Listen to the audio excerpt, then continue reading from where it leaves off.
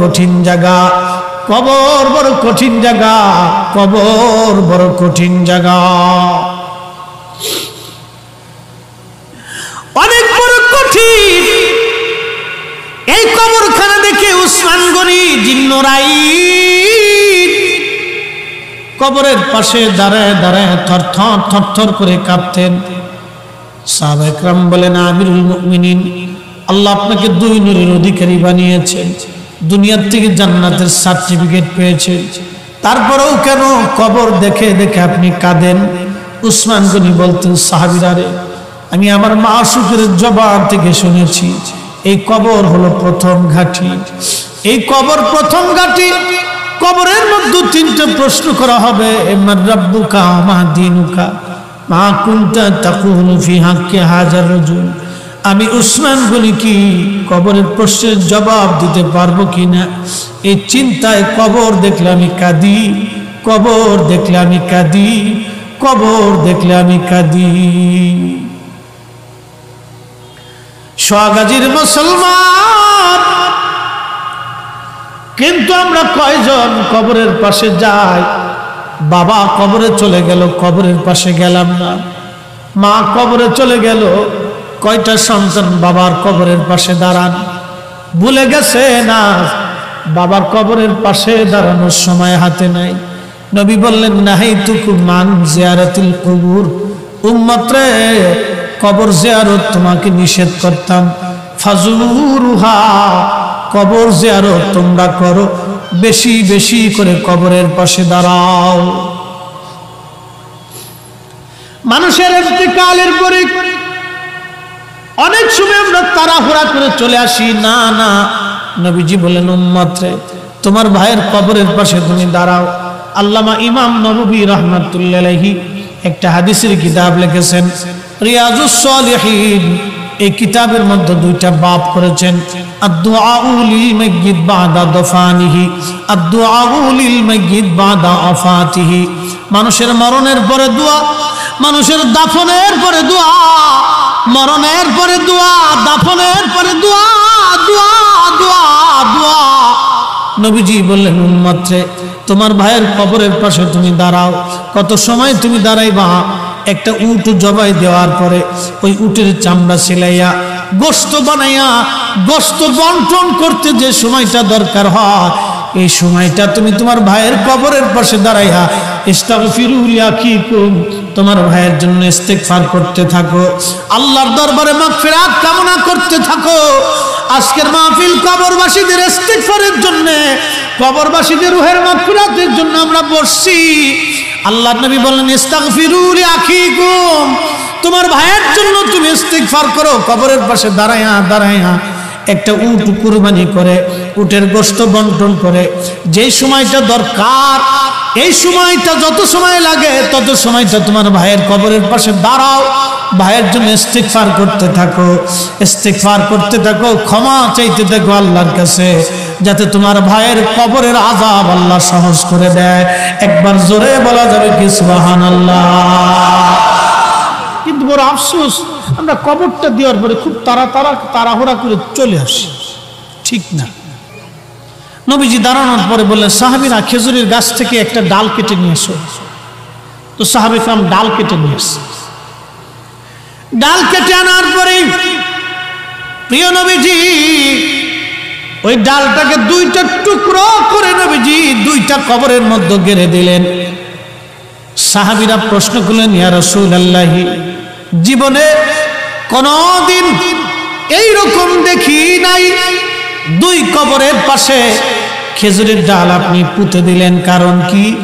নবীজি বললেন, সাহাবীরা রে, দুইটা কবরের মধ্যে কঠিন আযাব হয়, তোমরা দেখো না, কিন্তু আমি নবী দেখি কবরের মধ্যে কঠিন আযাব হয়। ও সাহাবীরা, কঠিন কোনো কারণে আযাব হয় না, সহজ দুইটা কারণে আযাব হয়। এক নম্বর, কবরে আযাব হচ্ছে প্রস্রাব পায়খানা করার পরে সে ঢিলাকুলুপ করতো না, পবিত্রতা অর্জন করতো না।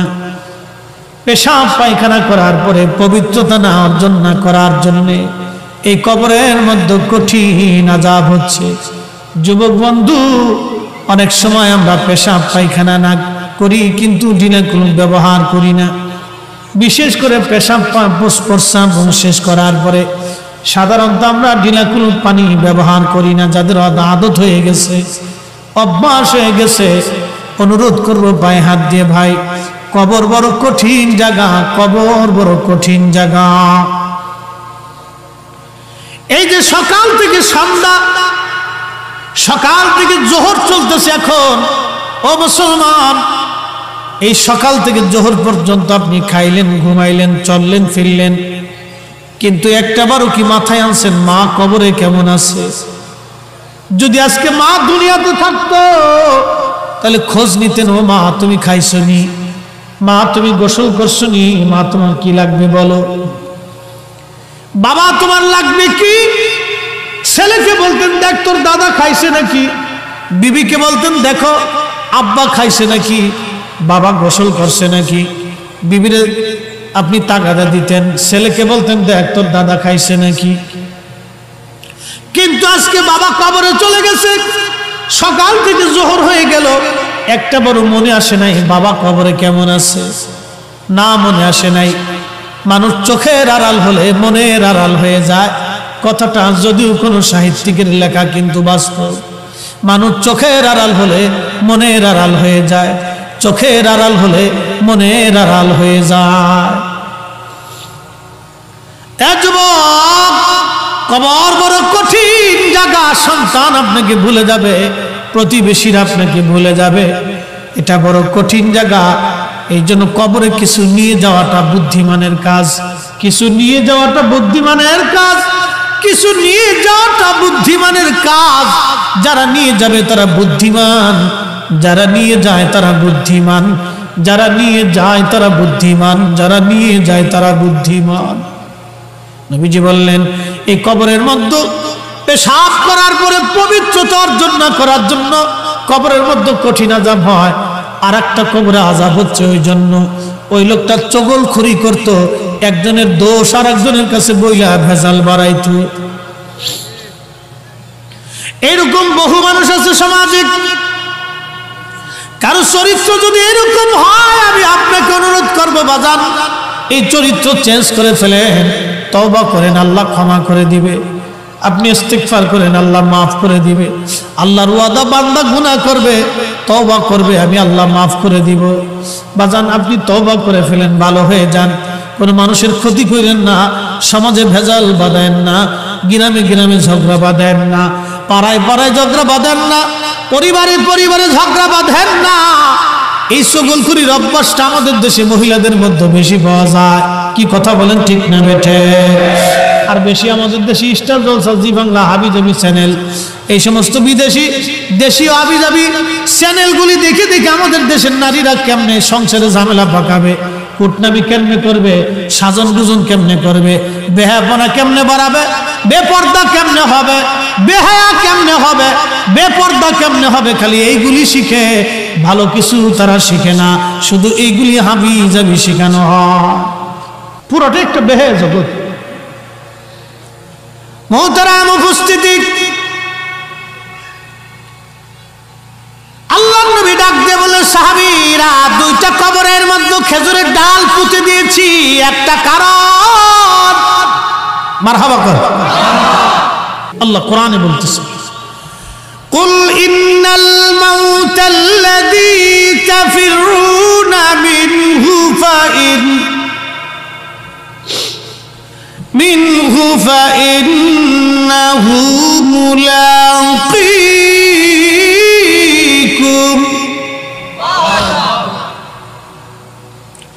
কুল ইন্নাল মাউতাল্লাযী তাফিরুন। হুজুর আপনি বলেন, আচ্ছা এখানে কি ভুল টুল আছে?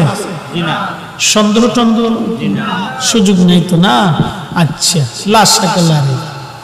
এই কোরআন বলতেছে, কুল, হুজুর আপনি বলে দেন,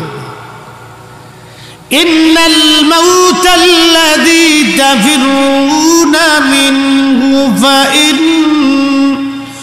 ফাইন্নাহু মুলাকীকুম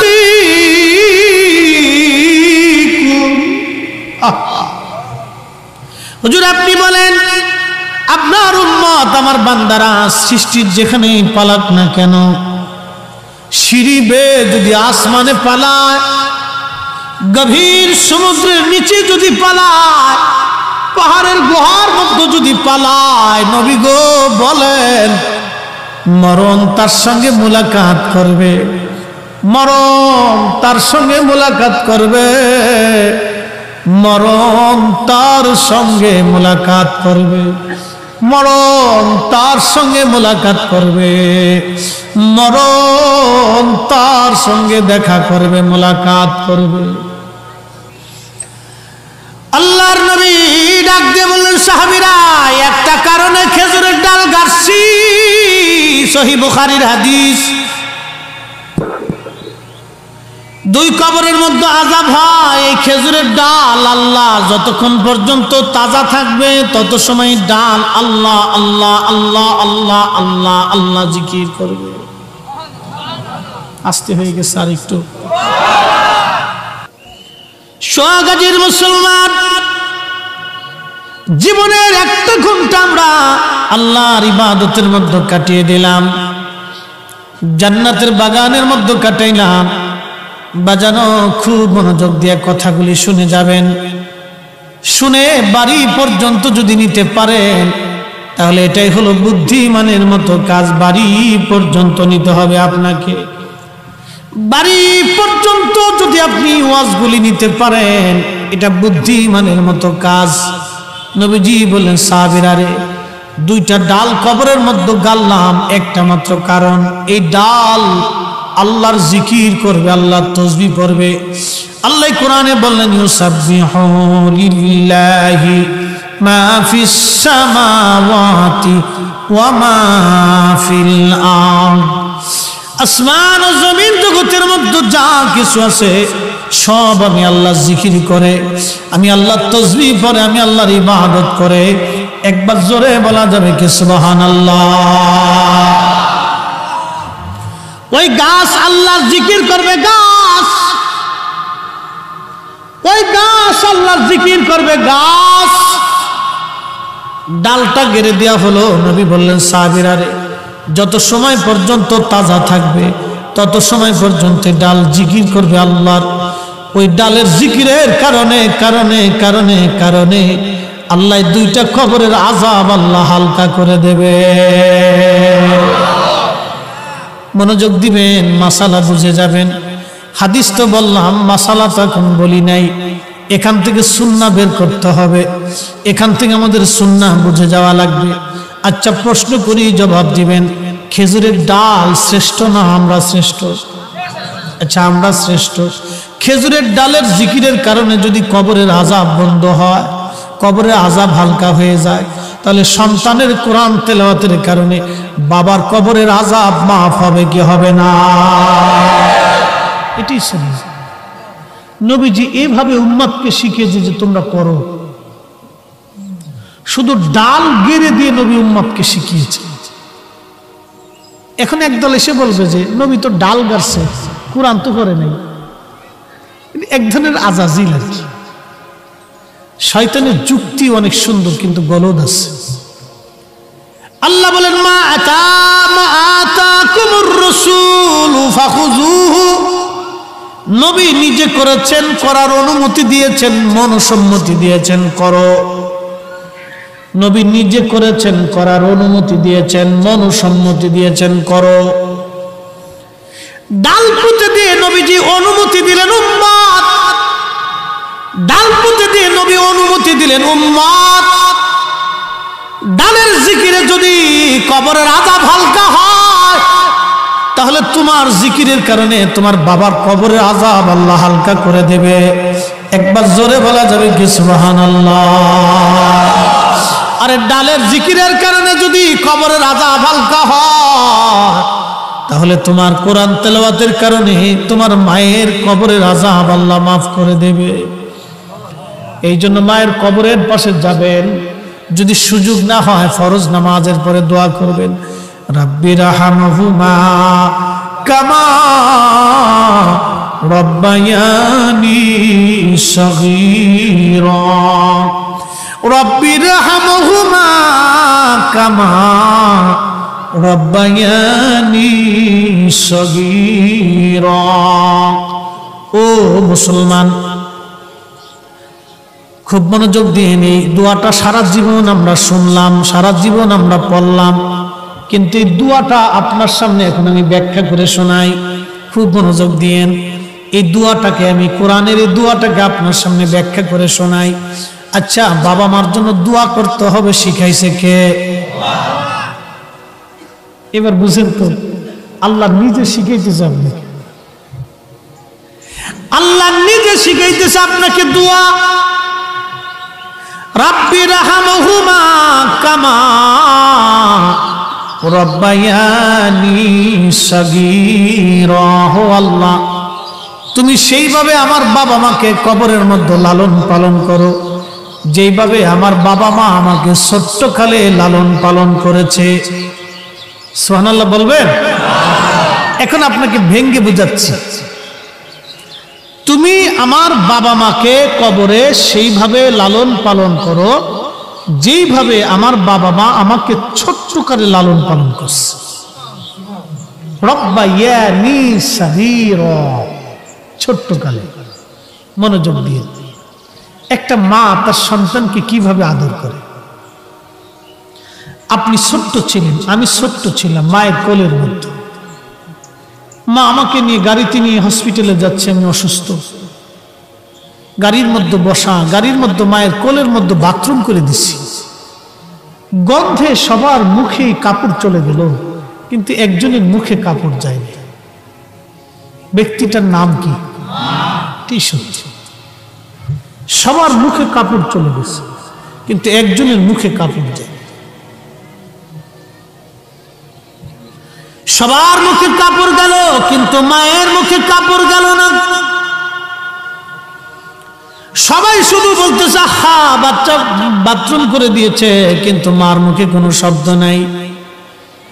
বাথরুমটা পরিষ্কার করে মা বাথরুম ফেলে দিয়ে আপনাকে মুছে আপনার মুখের দিকে তাকায় মা আপনাকে একটা চুমা লাগাই দিয়ে মুচকি হাসি দিয়ে দিচ্ছে। পৃথিবীর সবাই বেজার হলো, কিন্তু মা বেজার হলো না। আমার চেহারাটা দেখে মা আমাকে একটা চুমা লাগাই দিয়ে আবার বুকের মধ্যে জড়ায় ধরে রাখছে। রব্বায়ানি সগীরা সগীরা সগীরা। শীতের মধ্যে আপনি মায়ের কোলের মধ্যে পায়খানা প্রস্রাব সেরে দিয়েছেন, মা আপনাকে ধাক্কা দিয়ে সরাই দেয় নাই, ওইগুলি পরিষ্কার করে দিয়ে মা আপনাকে আবার বুকের মধ্যে জড়িয়ে নিয়ে চুমা লাগাইয়া কোলের মধ্যে নিয়ে মা ঘুমায় পড়ছে।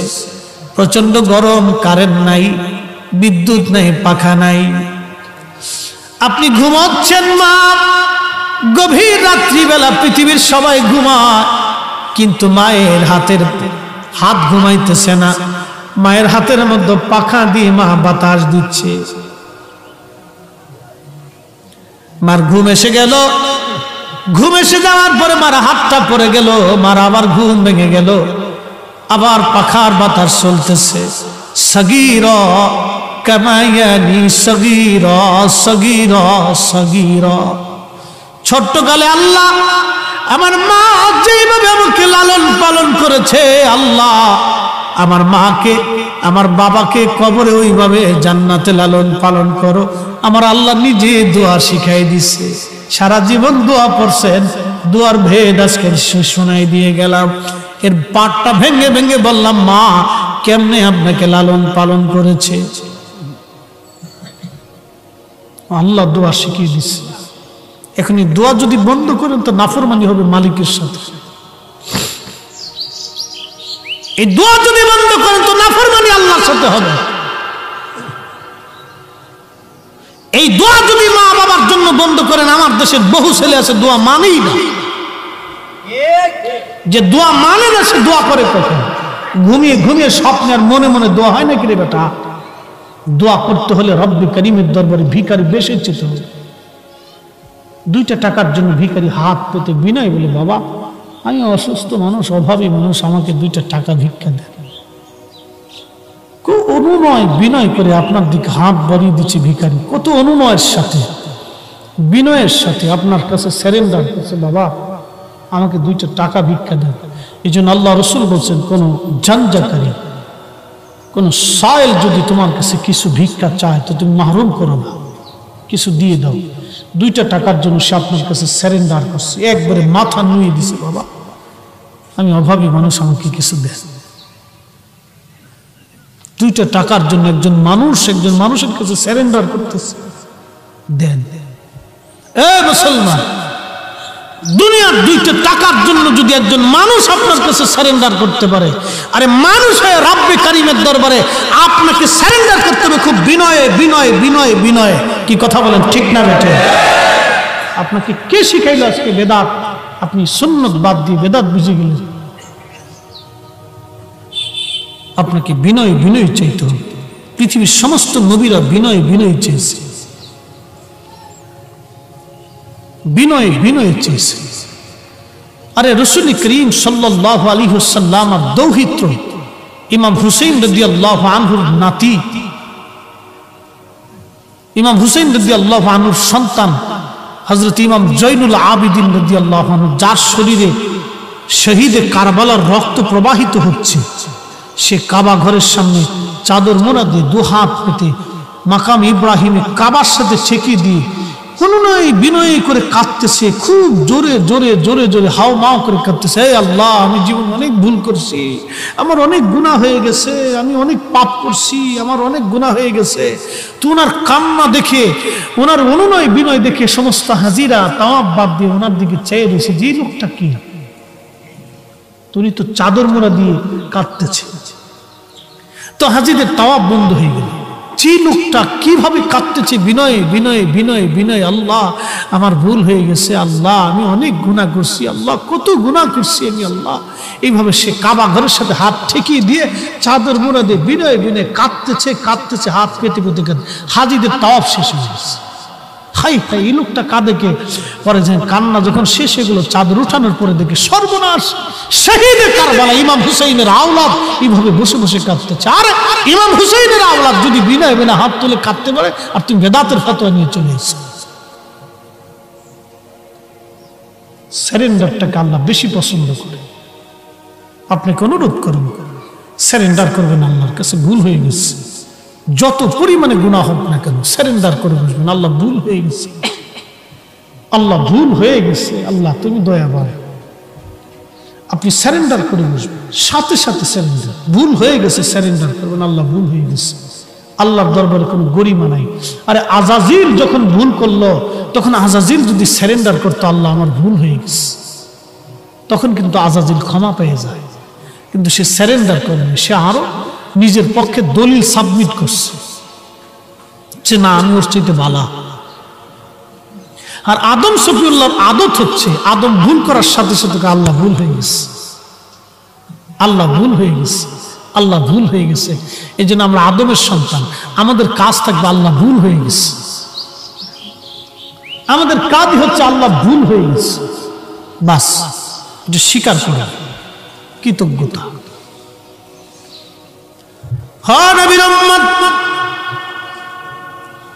এই মা আপনাকে যেইভাবে লালন পালন করলো, আল্লাহ বলেন সেইভাবে তুমি দোয়া করো।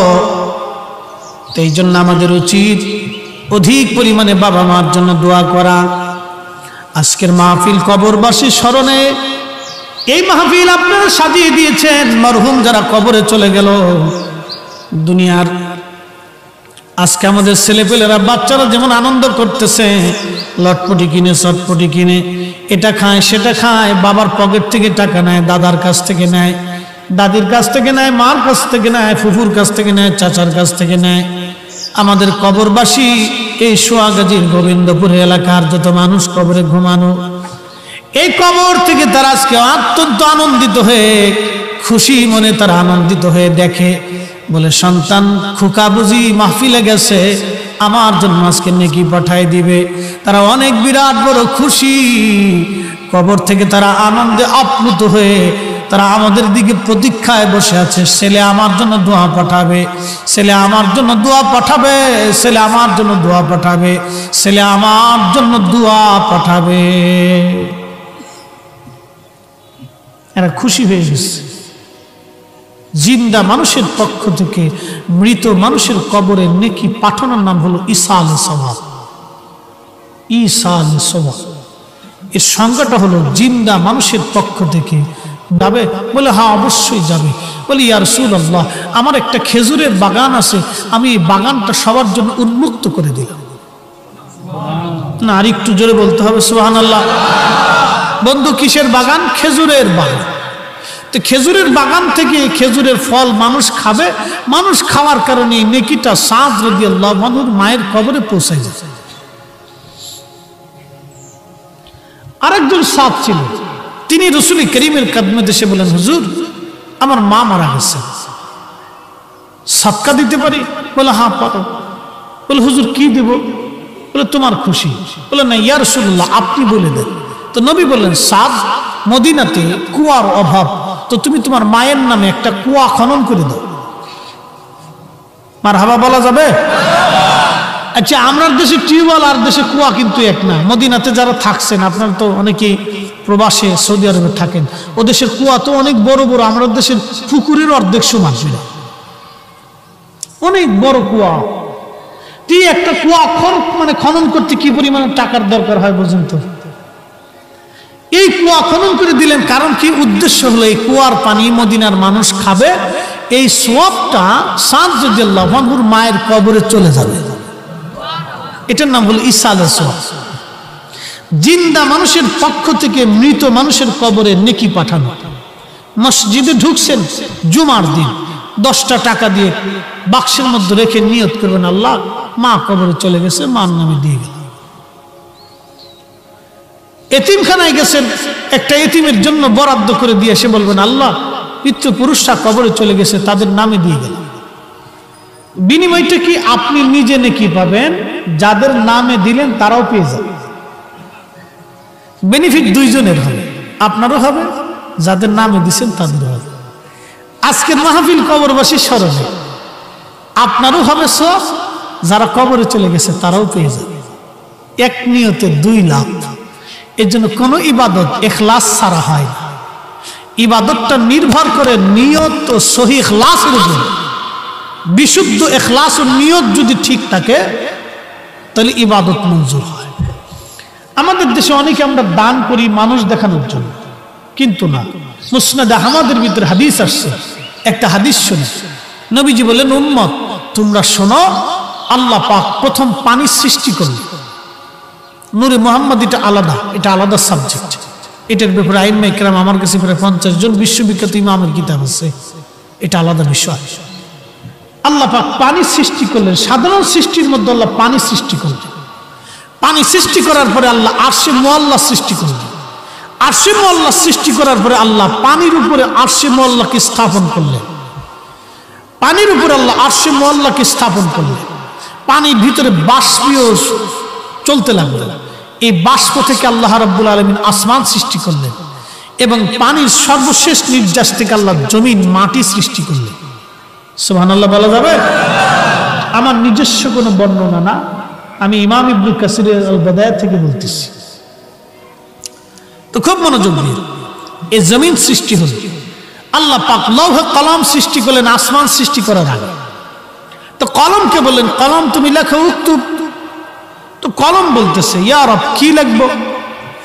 আল্লাহ বলেন, মাকাদিরাল খালক, তুমি সৃষ্টির তকদির লেখো। এই গাছের ভাগ্যে কি হবে? কলম লিখলো। বিড়ালের ভাগ্যে কি হবে? কলম লিখলো। আরে বন্য প্রাণী, বাঘ, ভাল্লুক, শৃগাল, বেজি, এই খাটাস যা যা আছে সৃষ্টির ভিতরে, এদের কি ভাগ্যে কি হবে? কলম লিখলো। আপনার বাড়ির গরুটা কি পরিমাণে দুধ দিবে এবং খাবার খাবে? কলম লিখলো। আপনি হাজার চেষ্টা করলেও 2 মণ দুধ দোয়াইতে পারবেন না, যেটা আসমানে বরাদ্দ হয়েছে ওটাই পাবে। আপনার গাছের লেবুটা কি পরিমাণে লেবু দিবে, এটা আল্লাহ কলম লিখে ফেললো। আপনার বাড়ির কুকুরের ভাগ্যে কি হবে? কলম লিখে ফেললো। আপনার নসিবে কি আছে? কলম লিখলো। তাকদীরকে বিশ্বাস করা ইমানের একটা পার্ট। আল্লাযীনা ইউমিনুনা বিল গায়ব, গায়বের উপরে বিশ্বাস করা ঈমানের অংশ। আমি এই পুরাটা করতে গেলে আজকে দিনটা শেষ হয়ে যাবে, শুধু গায়বের উপরই আছে। আল্লাযীনা ইউমিনুনা বিল গায়ব, গায়বের উপরে বিশ্বাস করাটা ঈমানের একটা অংশ। আপনার ভাগ্যে কি হবে এটা অদৃশ্য, আপনি দেখেন না, কিন্তু বিশ্বাস করতেই হবে। আল্লাহ বুঝার তৌফিক দিক, বলেন আমিন। কষ্ট হচ্ছে আপনাদের? বেশি সময় নেব না, আর মাত্র 15টা মিনিট সময়। ওয়াজ আমার শেষ, নির্যাস টেনে নিয়ে আসছি। এতক্ষণ যাহা বলছি বাড়ি পর্যন্ত দয়া করে নিয়ে যাবে। যুবক যারা আছেন তারা নিয়ে যাবেন, বৃদ্ধরা তো অনেক ওয়াজ নিচ্ছে, আপনাদের দায়িত্ব এখন বাড়ি পর্যন্ত নিয়ে যাওয়া। তো খুব মনোযোগ দিয়ে আল্লাহ রাব্বে কারীম বললেন, এই জমিন সৃষ্টি করলেন মাটি, তো মাটি সৃষ্টি করার পরে পৃথিবী খালি কাঁপে দুলে। মুসনাদে আহমদে বিশুদ্ধ সনদ ইমাম আহমদ ইবনে হাম্বল লিখতেছেন যে জমিন কাঁপতেছে, দুলতেছে। তো জমিনটাকে ঠিক রাখার জন্য আল্লাহ পাহাড় সৃষ্টি করলেন। কি সৃষ্টি করলেন? পাহাড়। পাহাড় হলো পৃথিবীর পেরেক স্বরূপ। পাহাড় সৃষ্টি করে দিয়ে জমিনটাকে আল্লাহ পাক স্থির করে দিল। সাহাবীরা জিজ্ঞেস করলো, হুজুর তাহলে বোঝা গেল জমিনের চাইতে পাহাড় বেশি শক্ত, কিন্তু পাহাড়ের চাইতে শক্ত কি কিছু আছে? নবীজি বলেন, হ্যাঁ সাহাবীরা, পাহাড়ের চাইতে বেশি শক্ত হলো লোহা। বলে, ইয়া রাসূলুল্লাহ, লোহার চাইতে শক্ত কিছু আছে কি? নবীজি বলেন, হ্যাঁ, লোহার চাইতে শক্ত হলো আগুন। কারণ আগুনের মধ্যে লোহা দিলে লোহা মোমের মতো নরম হয়ে গলে যায়। লোহার চাইতে শক্ত আগুন। বলি, ইয়া রাসূলুল্লাহ, আগুনের চাইতে শক্ত কিছু আসেনি? নবীজি বললেন, হ্যাঁ, আগুনের চাইতে শক্ত হলো বাতাস। কারণ আগুনের মধ্যে বাতাস মারলে আগুন নিভে যায়। সুবহানাল্লাহ বলবেন? হিসাব দেখেন, আগুনের চাইতে শক্ত হলো বাতাস। নবীজিকে সাহাবায়ে কেরাম বলেন, ইয়া রাসূলুল্লাহ, বাতাসের চাইতে শক্ত কিছু আছে কি? নবীজি বলেন, হ্যাঁ আছে। কি? নবীজি বলেন, সাহাবীরা রে, বাতাসের চাইতে শক্ত হলো তুমি ইখলাসের সাথে ডান হাত দিয়ে যাহা দান করবা, বাম হাতে তা জানবে না। ইখলাসের সাথে, একনিষ্ঠতার সাথে, একাগ্রতার সাথে, খুবই একনিষ্ঠতার সাথে তুমি যাহা ডান হাত দিয়ে দান করবে, বাম হাতে তা জানবে না। এটা হলো বাতাসের চাইতে শক্ত। বাতাসের চাইতে আগুন শক্ত, আগুনের চাইতে লোহা শক্ত, লোহার চাইতে দুঃখিত, পৃথিবীর চাইতে পাহাড় শক্ত, পাহাড়ের চাইতে লোহা শক্ত, লোহার চাইতে আগুন শক্ত, আগুনের চাইতে বাতাস শক্ত, বাতাসের চাইতে তুমি যাহা ডান হাতে দান করবে ইখলাসের সাথে, বাম হাতে জানবে না, এটা হলো বেশি শক্ত। চিন্তা করেন তাহলে মানুষের ইখলাসের দাম কত। এই জন্য প্রত্যেকটা ইবাদত আপনি ইখলাসের সাথে করবেন। আজকে যেটা করছেন এটা ইখলাসের সাথেই করছেন। মার জন্য দোয়া করবেন, ইখলাসের সাথে করবেন, আন্তরিকতার সাথে করবেন। আল্লাহ আপনাকে আমাকে কবুল করুন, বলেন আমিন। তার উপস্থিতি বুঝে যাওয়াটা জরুরি। এই জন্য ইখলাসের গুরুত্ব অনেক। 1 টাকা দান করেন, ইখলাসের সাথে দেন, দেখবেন এটা উহুদ পাহাড়ের মতো হয়ে গেছে। প্রিয় মুসলমান, এই জন্য দোয়া চলবে। দোয়ার অনেক ফায়দা, অনেক ফজিলত, অনেক মর্তবা, ইস্তিগফারের অনেক দাম।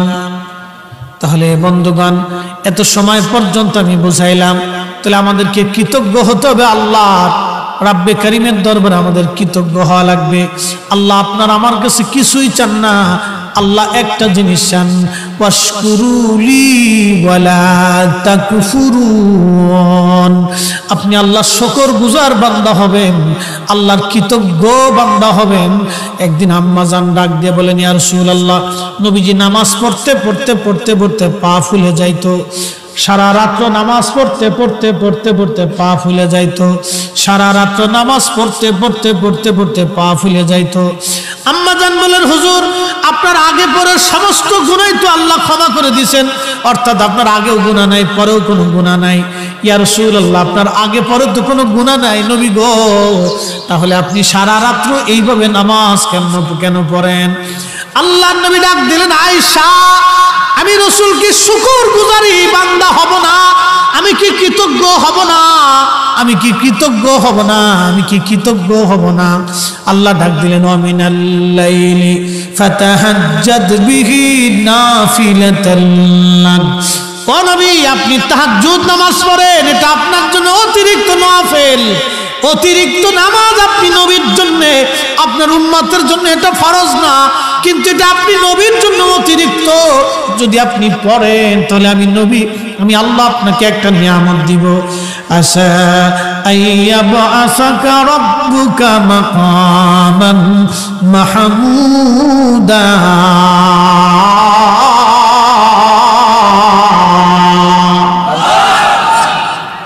আপনাকে একটা নিয়ামত দিব, মাকামে মাহমুদ।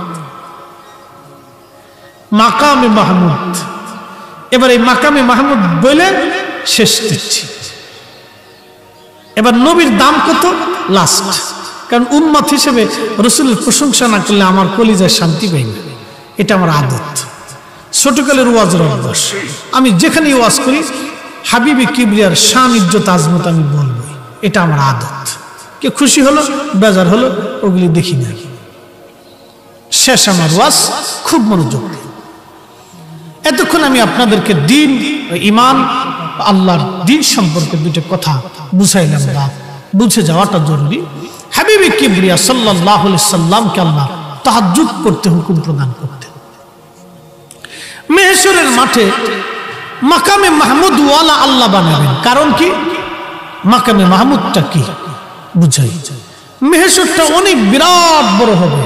আহা, আপনাদেরকে কবরের জিন্দেগি বুঝিয়েছি, এখন মেহশরটা ছোট্ট করে বুঝাই। দুনিয়ার 50,000 বছর এক জায়গা করলে যত বড় হবে, হাসরের মাঠের একটা দিন হবে তত বড়। আহা, কত কঠিন হবে সেই দিনটা। দুনিয়ার 50,000 বছর এক জায়গা করলে যত বিরাট হবে, হাসরের মাঠটা হবে তত বিরাট, একটা দিন হবে তত বড়। এইভাবে লক্ষ লক্ষ বছর পার হয়ে যাবে, আমার আল্লাহ বিচার শুরু করবেন না। ঘর্মাক্ত হয়ে যাবে, মানুষ পেরেশান হয়ে যাবে। কোন বান্দারা বলবে আল্লাহ জাহান্নামে দিয়ে দাও, হাসরের মাঠ আমাদের আর সহ্য হয় না। তখন সমস্ত উম্মত কেঁদে কেঁদে হয়রান হয়ে যাবে। নবীর দরবারে এসে হযরত আবু বকর, ওমর, ওসমান, আলী, তালহা, জুবায়ের, বড় বড় ওলিরা এসে নবীর দরবারের সামনে দাঁড়ায় দাঁড়ায় কাঁদবে। আল্লাহ নবী বললেন, তোমরা কাঁদো কেন? বলে, হুজুর, হাজার হাজার বছর পার হয়, আল্লাহ বিচার শুরু করেন নাই। কঠিন মেহশর আর বরদাস্ত হচ্ছে না, সারা হাসরবাসী পেরেশান হয়ে গেছে। ইয়া রাসূলুল্লাহ, আল্লাহ পাক কাহার হয়ে গেছেন, আল্লাহ আজকে রাগান্বিত হয়ে গেছেন, আল্লাহকে আপনি ছাড়া কেউ নরম করতে পারবে না। উম্মতের কান্না দেখে, আবু বকর, ওমরের চোখের পানি দেখে নবী দৌড়ায় যাবেন হাসরের ময়দানে। আল্লাহর আরশে মুআল্লার সামনে যে সিজদায় পড়ে একটা চিৎকার দিবেন, ইয়া রব হাবলি উম্মতি, ইয়া রব হাবলি উম্মতি। আল্লাহ পাক লক্ষ লক্ষ বছর ধরে আল্লাহ হাসরের মাঠ চললো, কিন্তু আল্লাহ নরম হলেন না। যখন নবীজি সিজদার মধ্যে পড়ে যায়, আল্লাহকে ডাক দেবে, ইয়া রব হাবলি উম্মতি। 2 মিনিটে বুঝে যান রাসূল কি জিনিস। হাজার হাজার বছর মেহশর পার হলো, আদম কাঁদে, মুসা কাঁদে, ঈসা কাঁদে, ইব্রাহিম কাঁদে, ইসমাইল কাঁদে, ইসাক কাঁদে, ইয়াকুব কাঁদে, ইউসুফ কাঁদে, সুলাইমান কাঁদে, দাউদ কাঁদে, ইউসা কাঁদে, ইয়াহইয়া কাঁদে, জাকারিয়া কাঁদে আলাইহিমুস সালাম। নবী আলাইহিমুস সালামরা কাঁদতেছে, কারো চোখের পানি আল্লাহর কাছে দয়া লাগলো না। কিন্তু রাসূল করিম সিজদা পড়ে যাওয়ার সাথে ইয়া রব হাবলি উম্মতি, আল্লাহ সাথে সাথে দেরি করতে পারলেন না, ডাক দিয়ে বলবেন, হাবিব মাথা উঠান, মেহশর আপনার কাদার জন্য তৈরি করি নাই। হে নবী, কোরআনে আমি ওয়াদা করেছিলাম, আসা আইয়াবআসাকা রাব্বুকা মাকামান মাহমুদা, আপনাকে আমি আল্লাহ মাকামে মাহমুদ দিব, আরশে আল্লাহর ডান পাশে আপনার জন্য আসন পেতে দিব। ও নবী, সিজদার জন্য আপনাকে তৈরি করি নাই, উঠেন, আপনি কি চান? নবী মাথা উঠায় না, ইয়া রাব হাবলি উম্মতি, আল্লাহ আমার উম্মতের গুনাহ হয়ে গেছে। আল্লাহ ডাক দিব, হাবিব উঠেন, উঠেন, যান, আমি আল্লাহ অনুমতি দিয়ে দিলাম, যাকে খুশি তাকে নিয়ে জান্নাতে চলে যান। ইয়া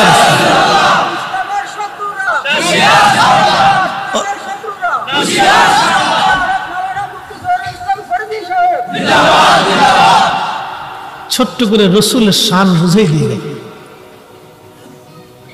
এই কোরআন সাক্ষী দিচ্ছে, আমি দিইনি।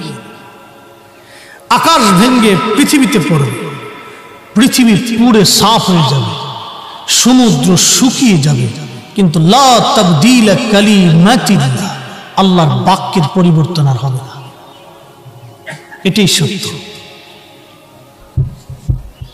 লক্ষ বছর ধরে নবীরা কাঁদে, আল্লাহর মায়া লাগলো না। কোটি কোটি ফেরেশতারা কাঁদে, আল্লাহর মায়া লাগলো না। আমরাও কাঁদবো, আল্লাহর মায়া লাগলো না। কিন্তু রাসূল করিম যখন সিজদাত করে যাবে, আল্লাহর দয়া হয়ে যাবে। হাই হাই হাই হাই, তাহলে চিন্তা করেন তো সেই রাসূলকে আল্লাহ কি পরিমাণে ভালোবাসে, কি পরিমাণে সেই রাসূলকে আল্লাহ প্রাধান্য দেয়, কি পরিমাণে সেই রাসূলকে আল্লাহ মহব্বত করে। শুধু এতটুকুনি বুঝেন, মেহশরের মাঠে হাজার হাজার বছর পার হলো, কারো কান্না আল্লাহর পছন্দ হলো না। যখনই রাসূল সিজদায় পড়ে গেলেন, তখনই আল্লাহ ডাক দেখে, হুজুর আর সিজদা থাকবেন না, উঠেন।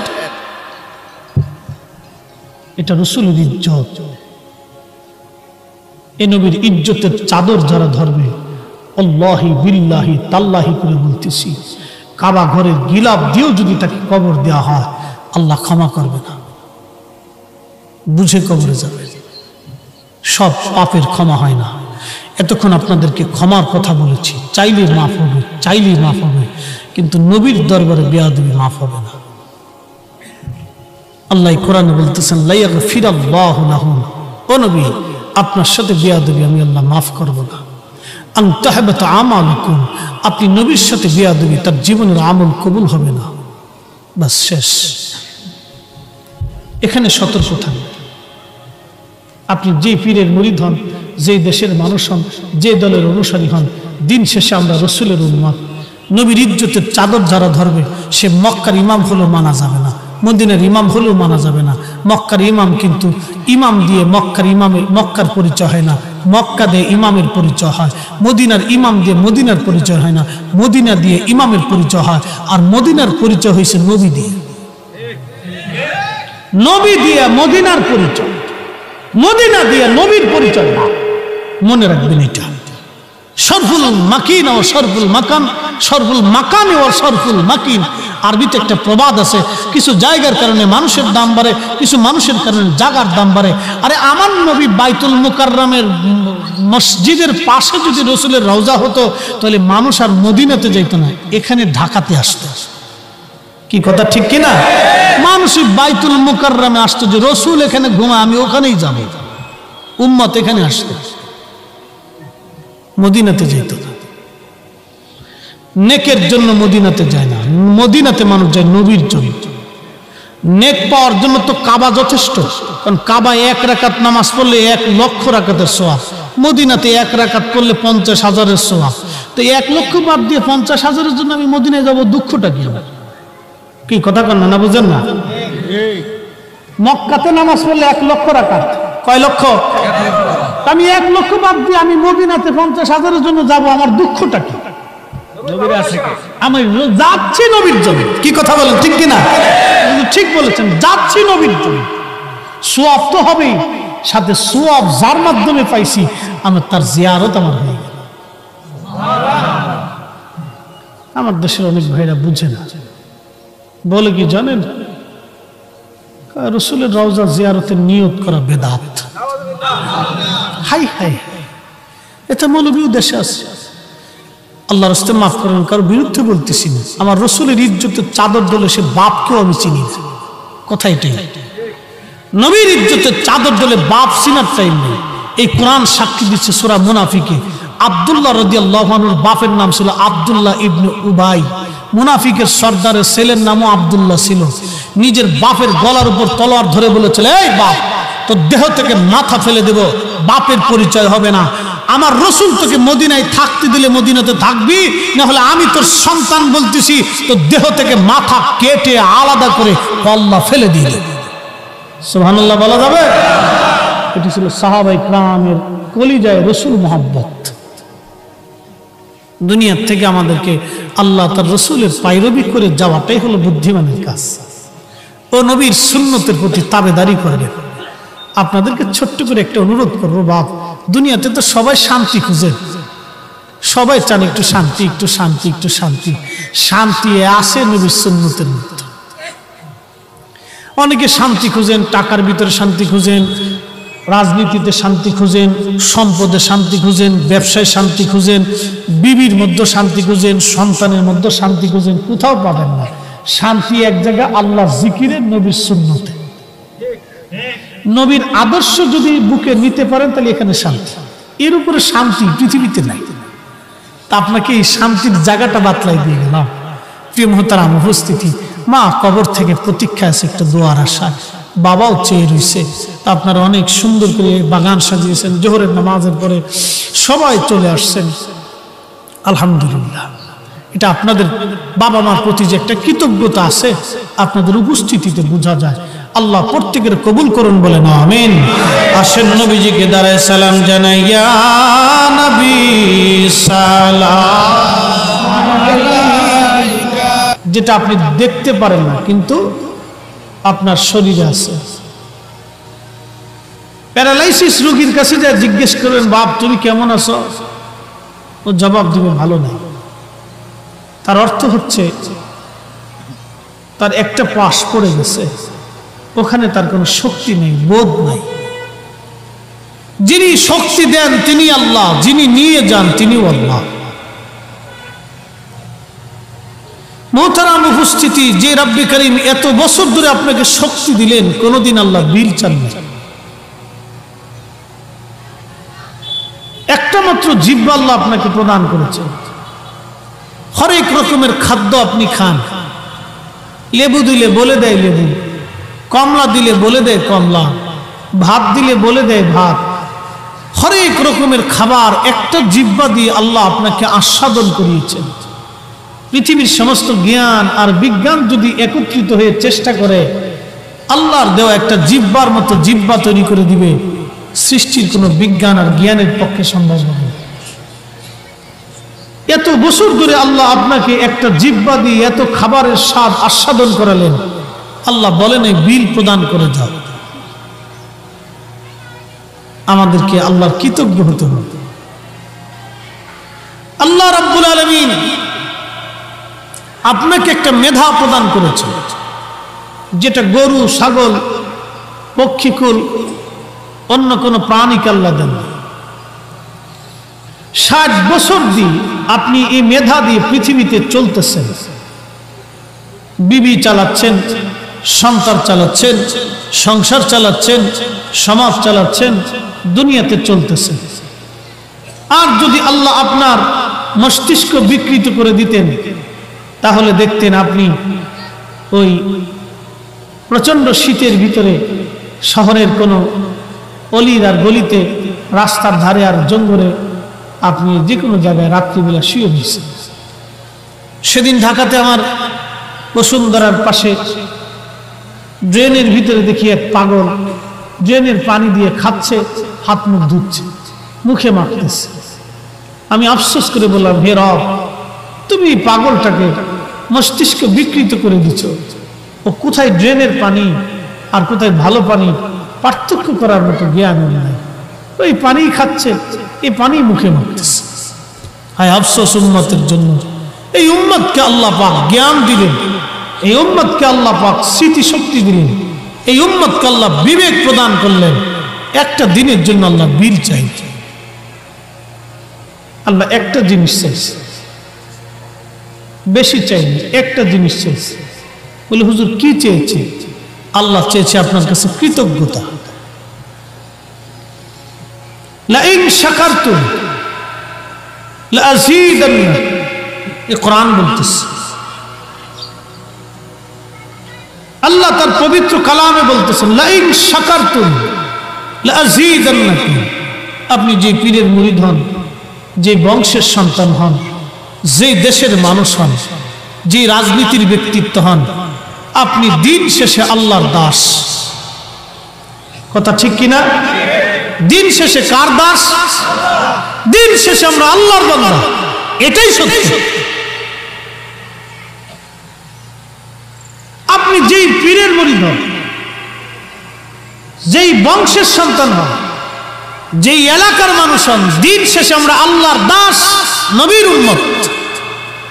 মোহতারাম উপস্থিতি, আল্লাহ আপনার আমার কাছে বেশি কিছু চান না, একটা জিনিস চাইছে, লাইন শাকারতুম লাযীদান্নাকুম।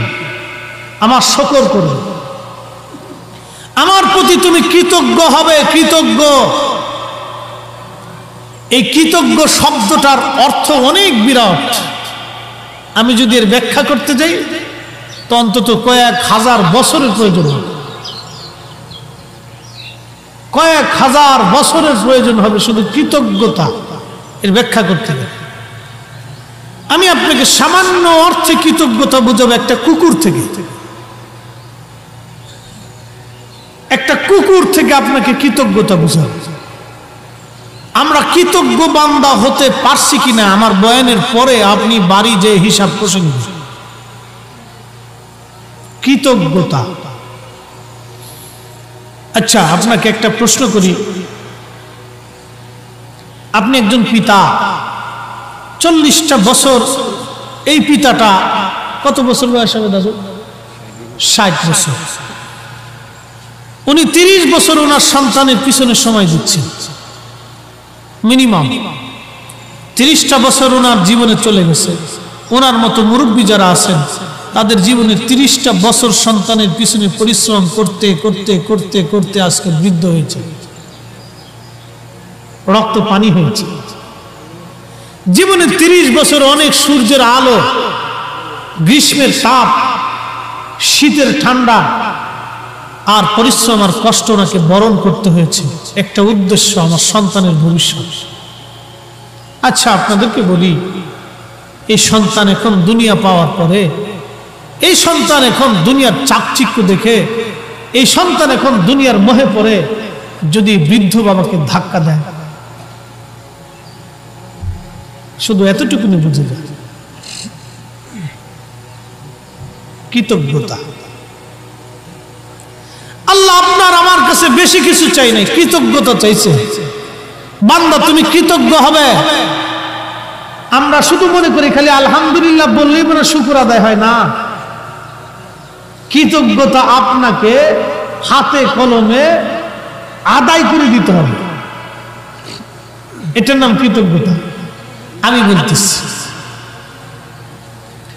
প্রিয় মুহতারাম উপস্থিতি, আল্লাহর এই পৃথিবী যা কিছু দেখেন না কেন আমার আল্লাহ সবকিছু মানব জাতির জন্য আল্লাহ সাজাইলেন। আকাশের সূর্যটা আমার আল্লাহ আলোর ব্যবস্থা করে দিলেন। এখনো সূর্যের আলো আমাদের মাথার উপরে আছে। এই সূর্যের আলোটা পৃথিবীতে আসে। 13 লক্ষ পৃথিবী এক জায়গা করলে যত বড় হবে, একটা সূর্য হলো তত বড়।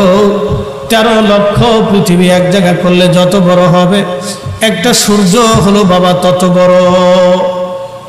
আসেন, যারা মুরব্বিনে کرام আছেন, আমরা মুহতারাম অতিথিবৃন্দ যারা আছেন তারা আমাদের স্টেজে এসে বসে পড়বেন ইনশাআল্লাহ।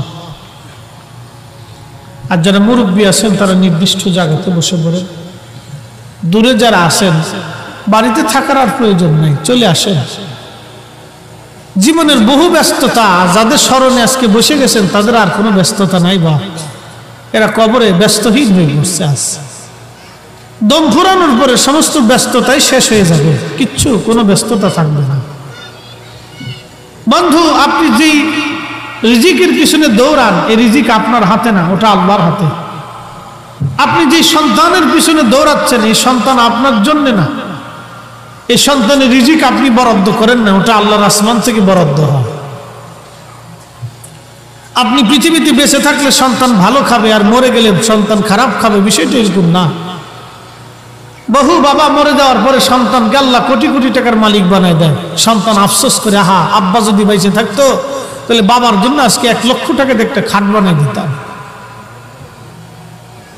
বহু সন্তানের বাবা পৃথিবীতে বেঁচে থাকে, দিন ডাল ভাত খেয়ে দিনহীন ভাবে চলে। ও রিজিক আপনার হাতে না, ওটা আল্লাহর আসমানে বরাদ্দ হয়। অতএব এই চিন্তা না করে ভিতরে এসে বসে পড়ে কথাগুলি শুনে যান। আমরা কৃতজ্ঞ বান্দা হতে হবে আমাদেরকে। এই যে আসমানের সূর্যটা 13 লক্ষ পৃথিবী এক জায়গা করলে যত বড় হবে, একটা সূর্য হলো তত বড়। এই সূর্যের ভিতরে শুধু আগুন আর আগুন, আগুন আর আগুন। এই আগুনটাকে জ্বালিয়ে রাখার জন্য আল্লাহ প্রত্যেক দিন crore crore crore crore trillion trillion ton gas আল্লাহ ব্যবহার করেন। সৃষ্টির সূচনা লগ্ন থেকে সূর্যের সৃষ্টি হলো অদ্যাবধি পর্যন্ত আল্লাহ সূর্যটাকে জ্বালায় রাখছেন শুধু মানব জাতির আলো দেওয়ার জন্য। হয় নাই আরো জোর। কিন্তু আমরা আল্লাহকে সেজদা দিতে ব্যর্থ হয়ে যাই।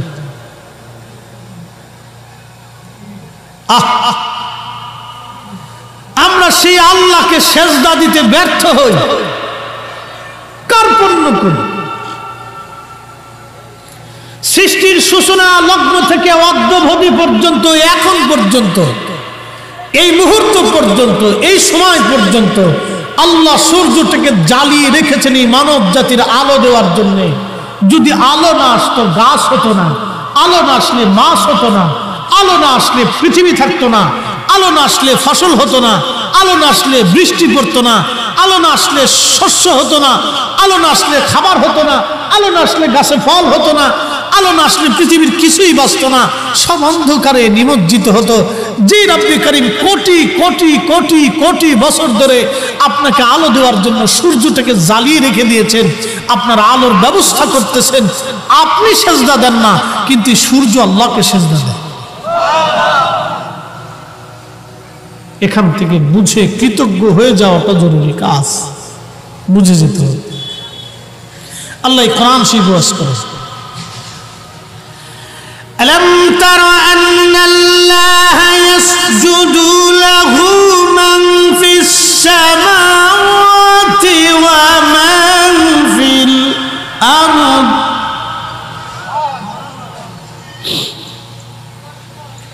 والشمس والقمر والنجوم والجبال والشجر والدواب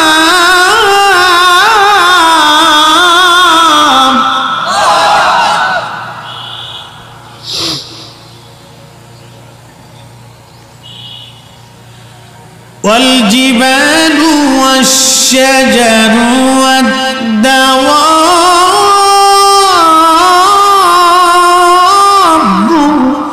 وكثير من الناس।